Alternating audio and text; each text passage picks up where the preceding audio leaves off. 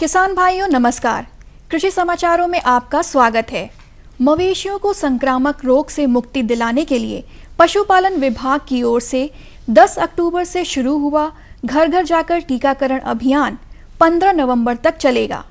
राजधानी समेत प्रदेश के सभी जिलों में पहली बार घर घर जाकर मवेशियों को टीका लगाया जा रहा है। प्रदेश के पशुपालन मंत्री ने 10 अक्टूबर को कान्हा उपवन से टीकाकरण का अभियान शुरू किया था।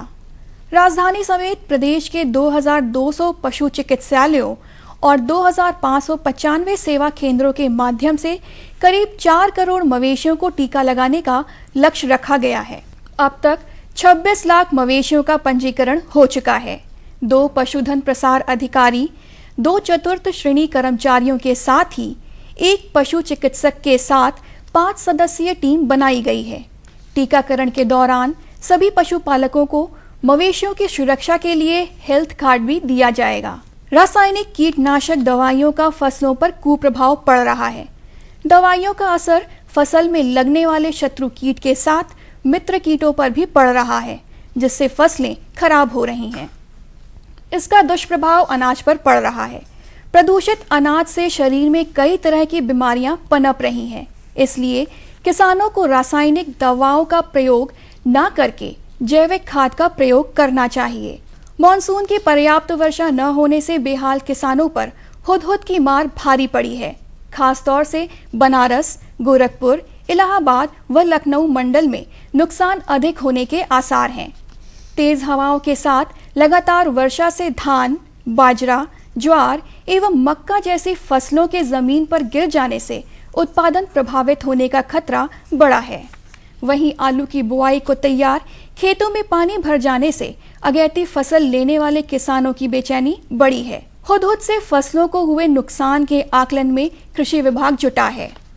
और किसान भाइयों, अब बात करते हैं कृषि भौतिकी संभाग के कृषि वैज्ञानिकों के अनुसार इस हफ्ते की जाने वाली कृषि गतिविधियों की। तापमान को ध्यान में रखते हुए किसान भाई सरसों की बुआई कर सकते हैं। बुआई से पूर्व मृदा में उचित नमी का ध्यान अवश्य रखें। इसकी उन्नत किस्में हैं पूसा सरसों 25, पूसा सरसों 26, पूसा अगरनी, पूसा महक। किसान भाई चने की बुआई इस सप्ताह कर सकते हैं। बुआई से पूर्व मृदा में उचित नमी का ध्यान अवश्य रखें। छोटी एवं मध्यम आकार के दाने वाली किस्मों के लिए 60 से 80 किलोग्राम तथा बड़े दाने वाली किस्मों के लिए 80 से 100 किलोग्राम प्रति हेक्टेयर बीज की आवश्यकता होती है। बुआई 30 से 35 सेंटीमीटर दूर कतारों में करनी चाहिए। यह समय ब्रोकली, फूल गोभी तथा बंद गोभी की पौधशाला तैयार करने के लिए उपयुक्त है। पौधशाला भूमि से उठी हुई क्यारियों पर ही बनाएं। मिर्च तथा टमाटर के खेतों में विषाणु रोग से ग्रसित पौधों को उखाड़कर जमीन में गाड़ दें। यदि प्रकोप अधिक है तो इमिडाक्लोप्रिड को 3 मिलीलीटर प्रति लीटर की दर से छिड़काव करें। किसान भाइयों, कृषि समाचारों के बाद अब आइए जानकारी लेते हैं औसत मंडी भाव की।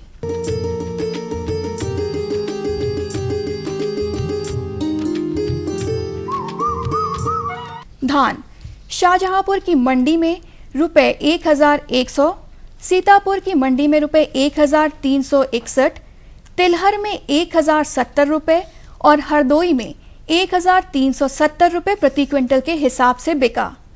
चावल की बात करें तो चावल शाहजहांपुर की मंडी में रुपए 2140, सीतापुर में 2038, तिलहर में रुपए 2155 और हरदोई में रुपए 2180 रुपए प्रति क्विंटल के हिसाब से बिका। गेहूं शाहजहांपुर की मंडी में रुपए 1465, सीतापुर में 1462 रुपए, तिलहर में 1470 रुपए और हरदोई में 1450 रुपए प्रति क्विंटल के हिसाब से बिका। चना की बात करें तो चना शाहजहांपुर की मंडी में 3225 रुपए, सीतापुर में 3485 रुपए, तिलहर में 3230 रुपए और हरदोई में 3470 रुपए प्रति क्विंटल के हिसाब से बिका। मसूर की बात की जाए तो शाहजहांपुर की मंडी में मसूर 5190 रुपए, सीतापुर में 5260 रुपए और हरदोई में 5350 रुपए प्रति क्विंटल के हिसाब से बिका। गुड़ शाहजहांपुर की मंडी में रुपए 3,220, सीतापुर में 3,350, तिलहर में 3,200 रुपए और हरदोई में 2,900 रुपए प्रति क्विंटल के हिसाब से बिका। सरसों का भाव शाहजहांपुर की मंडी में रुपए 3,185, सीतापुर में रुपए 3,225, तिलहर में रुपए 3,190 और हरदोई में रुपए 3,290 प्रति क्विंटल के हिसाब से रहा। तो किसान भाइयों, ये थे आज के कृषि समाचार और औसत मंडी भाव। अगले अंक में हम फिर आपके लिए लेकर आएंगे कृषि जगत से जुड़ी नई नई जानकारियां। तब तक के लिए हमें अनुमति दीजिए। नमस्कार। और बताओ। बस। अरे ये क्या भैया जी, बस इतनी सी रासायनिक खाद? किसानी छोड़ रहे हो क्या? किसानी नहीं, नादानी छोड़ रहे हैं। मिट्टी की जांच कराई है।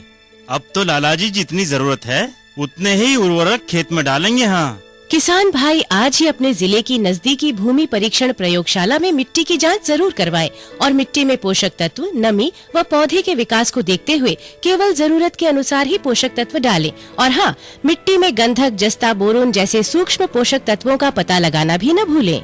उर्वरक और जैविक खाद के सही उपयोग से भूमि का उपजाऊपन बनाए रखें, उत्पादकता बढ़ाएं, खर्चा घटाएं और बहुमूल्य विदेशी मुद्रा बचाने में भी सहयोग दें। और हाँ, धीमी गति से नाइट्रोजन उपलब्ध कराने वाले उर्वरकों जैसे नीम लेपित यूरिया को प्राथमिकता दें और यूरिया का पत्तों पर छिड़काव करें। अरे वाह, तू तो सचमुच समझदार हो गया रे। अधिक जानकारी के लिए संपर्क करें जिला कृषि अधिकारी या किसान कॉल सेंटर।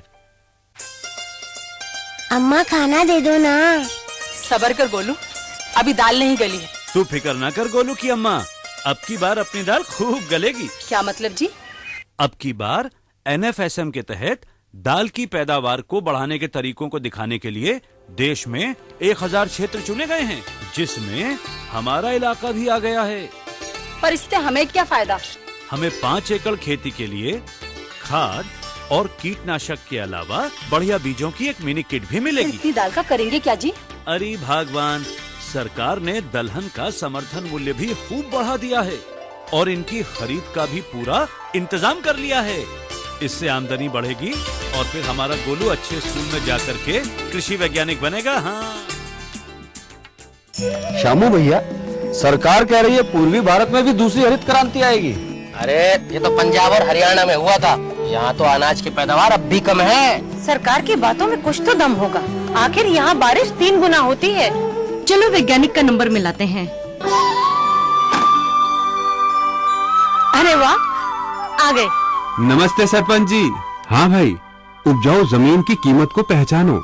जरूरत है सिर्फ सही किस्म और तकनीक अपनाने की। पूर्वी भारत में सरकार कम गहरे नलकूप और बोरवेल के निर्माण के लिए सहायता दे रही है। लेकिन सरकार से और मिलेगा क्या? भरपूर मदद, जमीन की तैयारी से लेकर फसल की कटाई तक तकनीकी सलाह। 1000 हेक्टेयर के सैकड़ों क्षेत्रों में चावल और गेहूं के खास प्रदर्शन भी चल रहे हैं। अरे वाह, फिर तो हमारे खेत भी लहला उठेंगे। क्या ये सपना सच होगा? हाँ जरूर, पूर्वी भारत अब हरित क्रांति का अग्रदूत होगा। आओ हम सब मिलकर कदम बढ़ाएं।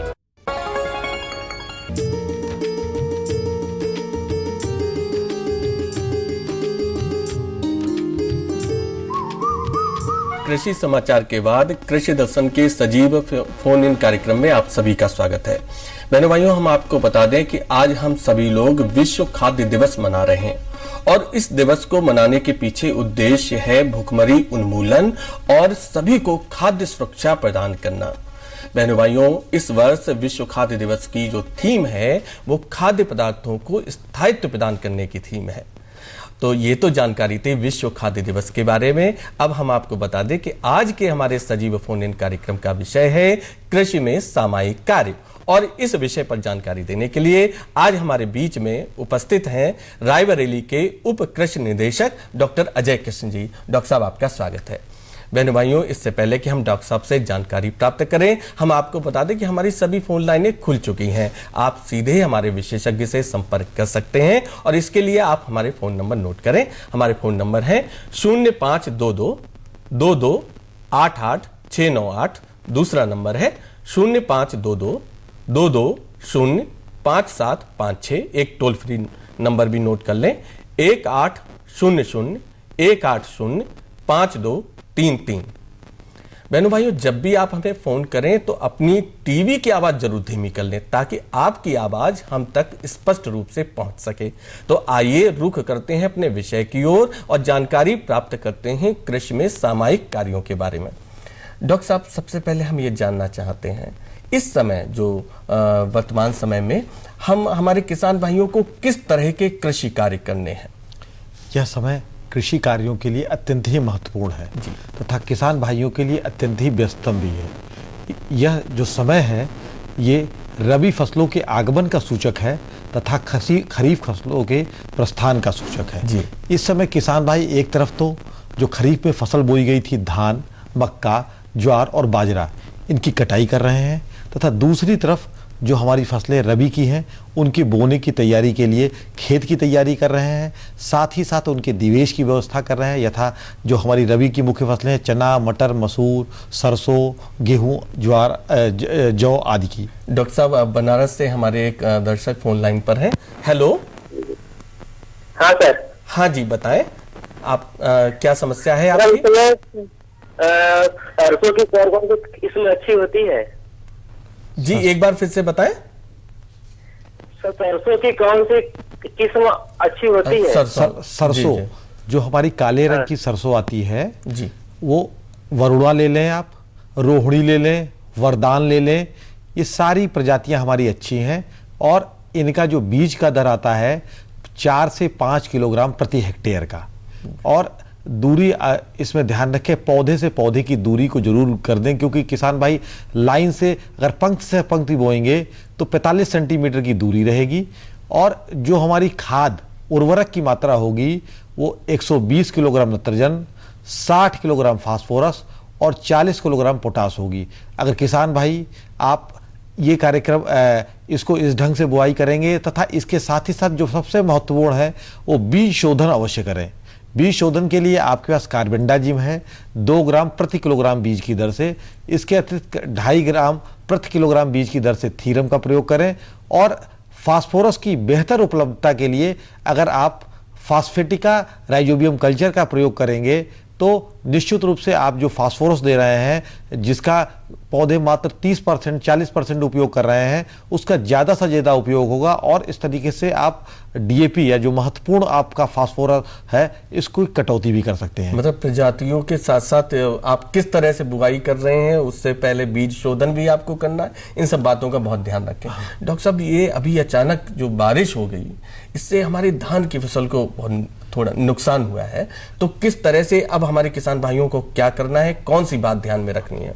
निश्चित रूप से जो भी हमारी बारिश हुई वो धान के लिए थोड़ा सा नुकसानदायक है, लेकिन बाकी सारी फसलों के लिए जो रबी की फसल जिनको बोना है उनके लिए लाभप्रद है। जहां पर खेत खाली रह गए हैं, अब जैसा आप ज्ञात ही है कि इस बार मानसून हमारा थोड़ा सा कम रहा सामान्य से, तो इसको देखते हुए अगर बारिश जहां पर ज्यादा हुई है और धान की फसल डूब गई तो वहां अगर पानी अभी भी लगा हो तो सर्वप्रथम क्या करें, पानी को निकाल के बाहर कर दें, यानी पानी की निकासी की आप तुरंत व्यवस्था करें जी। और जहां पर बाली को कटाई करना है उसको ध्यान ये रखें कि पहले फसल को सूख जाने दें और उसके बाद ही 2 से 3 दिन की कटाई करें। और कटाई करते समय यह ध्यान रखें कि 90% जो हमारी फसल है वो सुनहरे पीले रंग की दिखाई दे और इसमें जो नमी का प्रतिशत रहेगा वो 10 से 12% रहेगा जी। डॉक्टर साहब, हंसराज जी फतेहपुर से फोन लाइन पर हैं। हेलो हेलो, शायद संपर्क नहीं हो पा रहा है। इसके अतिरिक्त जहां पर धान जहां लोगों ने देर से बोया है, कृषक भाइयों आपने देर से बोया है, वहां पर धान की फसल में कहीं कहीं गंधी कीट की समस्या दिखाई दे रही है जी। तो वहां पर मैलाथियान, अगर आप देखें कि आपकी जब जाते हैं और बाली सूखी सूखी दिखाई देती है, उसमें कोई रस नहीं दिखाई दे रहा है और ऊपर से काली काली दिख रही है, तो उसमें समझ लें कि गंधी कीट का प्रकोप हो गया है और इसके लिए मैलाथियान 5% का 20 से 25 किलोग्राम या मिथाइल पैराथियान 5% का 20 से 25 किलोग्राम प्रति हेक्टेयर की दर से अगर बुरकाव करेंगे तो निश्चित रूप से गंधी पर आप नियंत्रण। एक दर्शक हमारे फोन लाइन पर हैं रामपुर से। हेलो। हाँ सर। हाँ जी, बताएं आपका प्रश्न क्या है, क्या जानना चाहते हैं आप? जी सर, नमस्कार। नमस्कार। जी सर, जैसे अब गेहूं की बुआई समय आ रहा है जी, जैसे अब गेहूं के बुआई का समय आ रहा है, तो क्या हमको सीड ड्रिल या जीरो टिलेज से बोने के लिए क्या क्या सावधानियां बरतनी चाहिए और उससे हमको क्या लाभ मिलेगा, इसके बारे में हमें संपूर्ण जानकारी दी। गेहूं की बुआई, गेहूं की बुआई अच्छी इन्होंने जहाँ पर सामान्यतः जहाँ पर हमको विलंब होने लगता है या लाइन से हम बुआई करते हैं, तो सीड ड्रिल का अगर उपयोग करेंगे तो लाइन से बुआई होगी, उसमें बीज दर की ही बचत होती है। सामान्यतः गेहूं में 100 किलोग्राम प्रति हेक्टेयर की दर से आप उसका बीज प्रयोग करेंगे। और जो फसल की तैयारी, अगर आप धान के बाद गेहूं की फसल की बुआई कर रहे हैं तो खेत की तैयारी पर विशेष ध्यान देंगे। खेत की तैयारी के समय ये ध्यान रखेंगे कि जो पहली जुताई है वो मिट्टी पलटने वाले हल से करेंगे तथा 2 जुताइयाँ डिस्क हैरो से करेंगे। इससे फ़ायदा ये होगा आपको कि जो धान की ठूठ है वो कट जाएगी।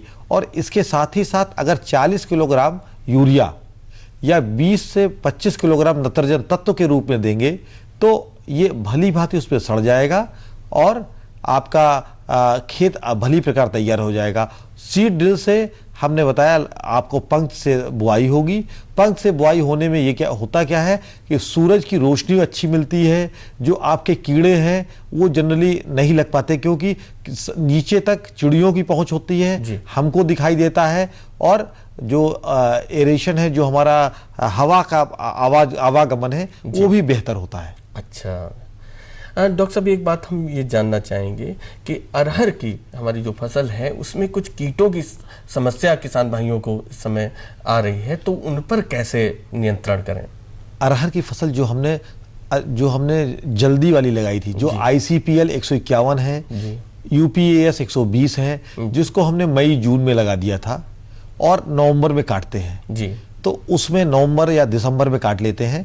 उसमें इस समय फलियां बन रही होंगी अथवा दाने बन रहे होंगे। इस प्रश्न का उत्तर तो जानेंगे डॉक्टर साहब। एक हमारे दर्शक हैं बाराबंकी से फोन लाइन पर। हेलो सर, नमस्कार। जी नमस्कार, क्या जानना चाहते हैं आप? सर हम ये जानना चाहते हैं सर, हमारे आलू की जो फसल है सर, उसको अब हमारे यहाँ बरसात हो गई, इसको थोड़ा लेट हो रहा है, तो उसकी अधिकतम पैदावार के लिए हमें क्या करना चाहिए और उसके ट्यूबर को किस दवा से ट्रीटमेंट करें जी, ताकि इसमें सर लेट ब्लाइट और अर्ली ब्लाइट की जो बीमारी होती है वो न लगे। हाँ बिल्कुल, बहुत बढ़िया बात कही। इसमें आप बरसात हो जाने से निश्चित रूप से आपका जो आलू है वो थोड़ा सा विलंबित, जब तक कि ओट ना आ जाए ज़मीन में तब तक आप बुआई ना करें। इसके अलावा 30 से 35 कुंटल पर हेक्टेयर का जो बीज दर है इसका उपयोग करें। इसके अलावा जो हमारा ट्यूबर आता है वो एक समान ट्यूबर लें। आप ये देखें कटा फटा ना हो और बीज शोधित हो। अगर प्रमाणित बीज लेंगे जो हमको जिला उद्यान अधिकारी के यहाँ से मिलेगा, उसमें नीले रंग का टैग लगा होता है। नीले रंग का एक देखेंगे कि तो आप स्लिप लगी होती है और उस पर लिखा होता है कि कितना इसका अंकुरण प्रतिशत है और वो निश्चित रूप से शोधित होता है।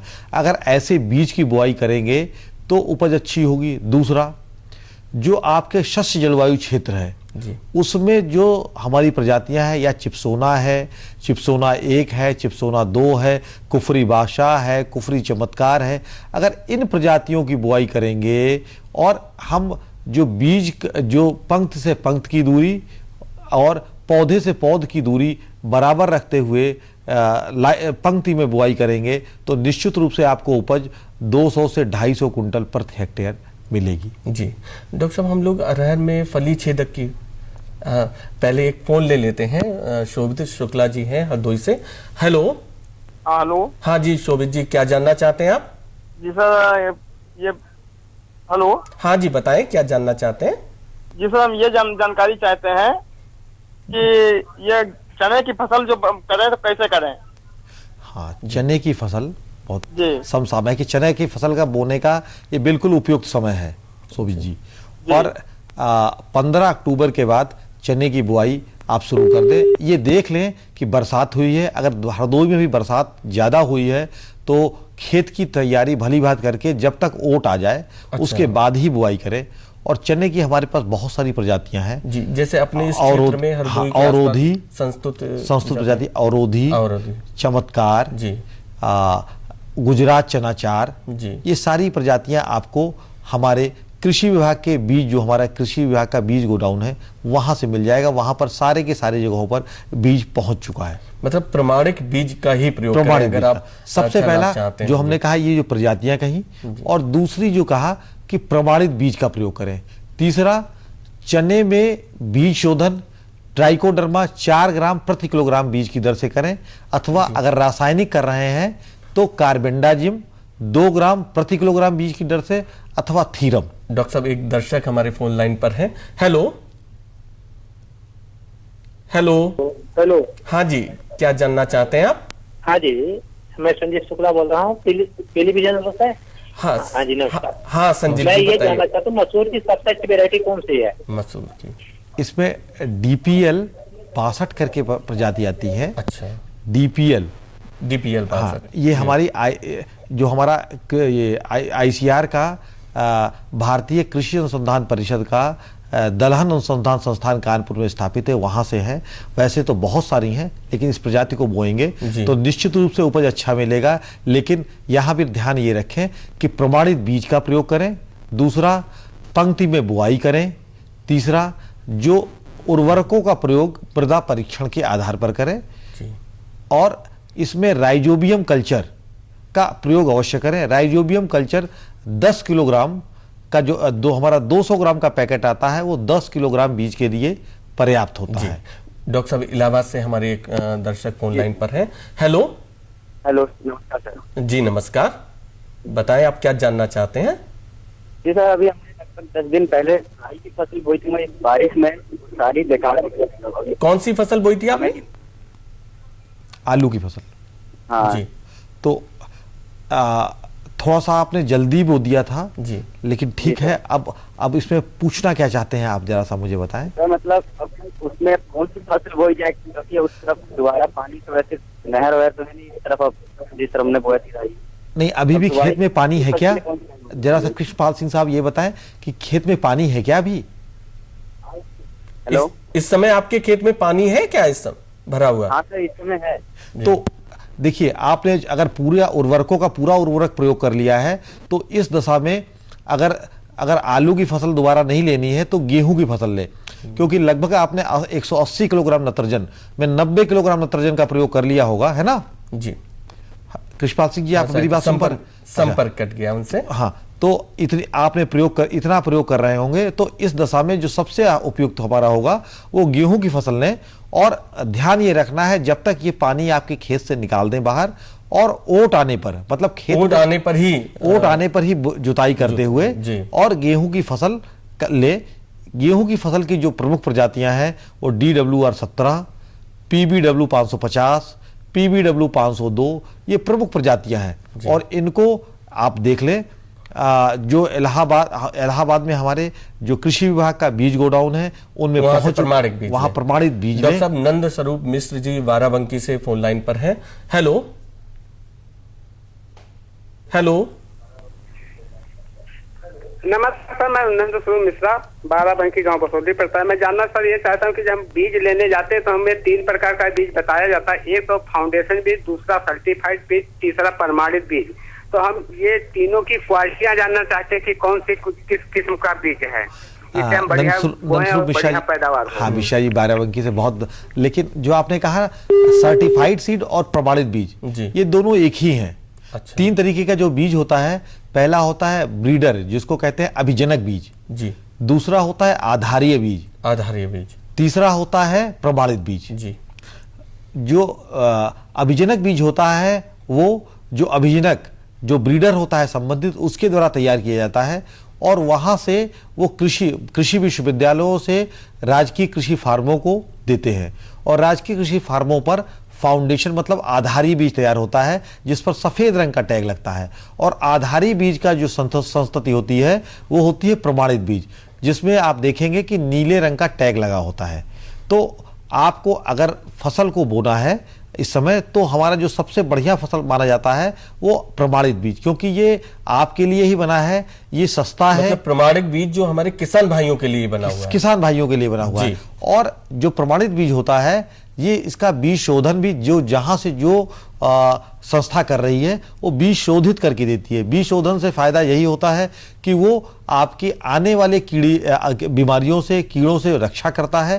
कहते हैं जो हमारा बीज शोधन है वो तो एक प्रकार का बीमा है और आने वाले दिनों में आपके पौधे को, आपकी फसल को जो बीज जनित रोग हैं उनसे बचाएगा। इसके अलावा ये सुरक्षा करता है जो मृदा से रोग आते हैं और जो वायु से आते हैं। जी जी डॉक्टर साहब, अब हमें राई, सरसों और सबकी बुआई करनी है रबी फसलों की, तो संक्षेप में हम जानना चाहेंगे हमारे किसान भाइयों को किस बात को बहुत ध्यान देना चाहिए। सबसे पहले तो जो मैंने बार बार दोहरा रहा हूं किसान भाइयों कि प्रमाणित बीज का प्रयोग करें। और डॉक्टर साहब हमारे पास समय कम है, आपको रोकना पड़ेगा। बहनों भाइयों, जैसा कि डॉक्टर साहब ने बताया किस तरह से हम इस समय सामायिक कार्य हमें करने हैं, और हम आपको एक बात और बता दें कि इस समय पशुओं का टीकाकरण का कार्यक्रम जोर शोर से चल रहा है। आप निकटतम पशु चिकित्सालय में जाकर अपने पशुओं का टीकाकरण अवश्य कराएं, और यह अभी 15 नवंबर तक चलेगा और इस कार्यक्रम का अवश्य लाभ उठाएं। तो बहनों भाइयों, हमारे कार्यक्रम का समय समाप्त होता है, हमें अनुमति दीजिए। नमस्कार।